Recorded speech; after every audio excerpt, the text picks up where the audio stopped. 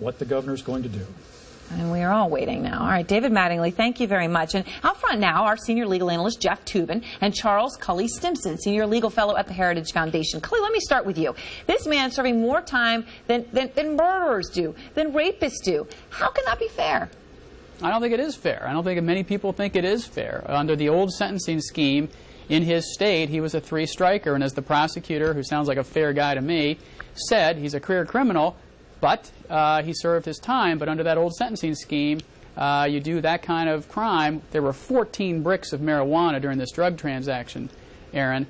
You get life without parole. And so you're saying that's the law? I mean, it sounds like you're saying, okay, he should be able to go free now, but you don't have any problem with someone spending the time he spent in jail for that crime, for possessing pot.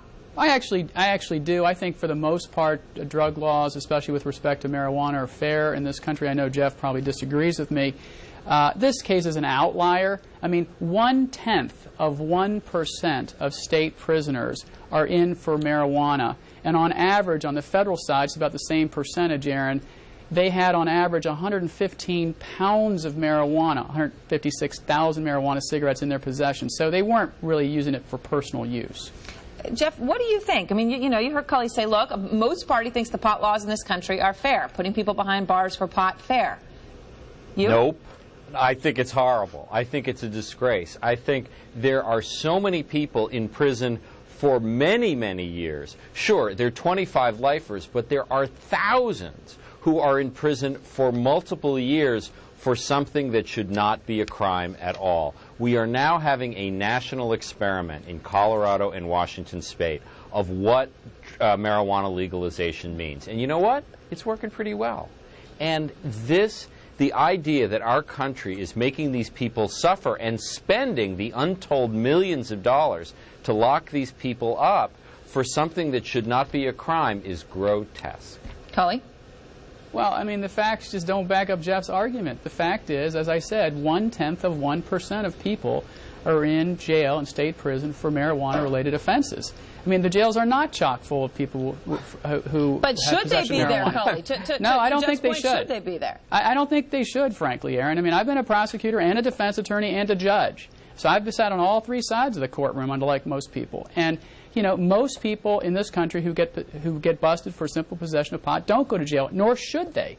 They should get treatment. They should realize that it's dangerous for them, but then they should not go to jail. And that's what really happens in most cases. The jails just aren't chock full of people for marijuana. Well, it is true that lots of people are arrested for pot because lots of people use pot. And they're not criminals, by and large. But the problem was we have criminalized the whole process, so the bad guys are making money off of it instead of Philip Morris, who should probably be running the marijuana business Jeff, as it is. What about, though, when you look at the case that David was reporting on, that he had 7 pounds, right? 7 pounds of marijuana, is that right? David's still with me. Yeah. Well, what the prosecutor was talking about was that this was an undercover sting operation, and he believes that Mazansky was there to buy all this marijuana so he could sell it again.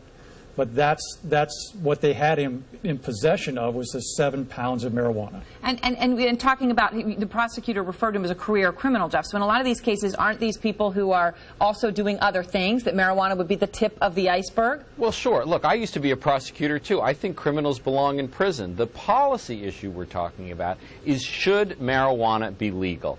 In Colorado and in Washington State now, you don't have cases like this because the production of marijuana is now controlled and regulated. Jeff, is there a limit you would say there should have, though, that someone should have, to the point that Cully was making? You know, people who have hundreds of pounds or even 7 pounds. Is that all okay to you? Well, if you legalize it, you don't have people like that. Look, obviously, a lot of bad people are involved in the drug trade. People who are also bank robbers, who are also dealing hard drugs, which should be illegal as far as I'm concerned. But when you make all of marijuana illegal, you create an entire criminal class.